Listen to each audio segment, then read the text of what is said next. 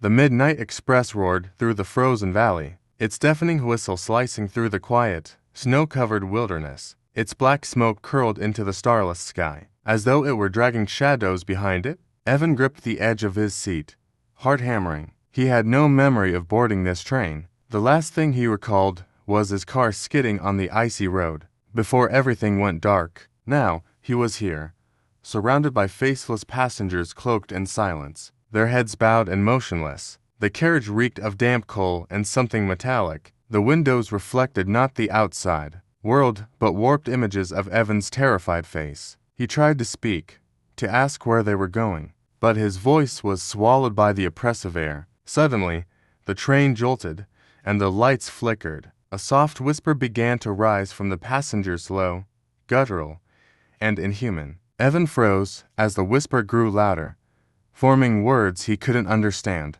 A hand touched his shoulder. He turned sharply, finding a pale, gaunt conductor staring at him. The man's hollow eyes glinted faintly in the dim light. "You don't belong here," the conductor rasped, his breath cold against Evan's skin. "I don't know how I got here," Evan stammered. The conductor leaned in closer, his voice now a chilling whisper. "The Midnight Express only takes those who've crossed over. But you're still alive." The train groaned, and the carriage began to change. The walls dripped with black ichor, and the passengers' heads turned towards Evan, their faces revealing hollow sockets and skeletal grins. "You must get off before it's too late," the conductor said, his voice trembling. "Once the train reaches the final station, the living can never leave." Evan scrambled to his feet as the passengers rose in unison, their bones cracking with every movement. The train screeched to a halt, and the conductor shoved Evan towards the door. "Run!" Evan leapt from the carriage onto a snowy platform.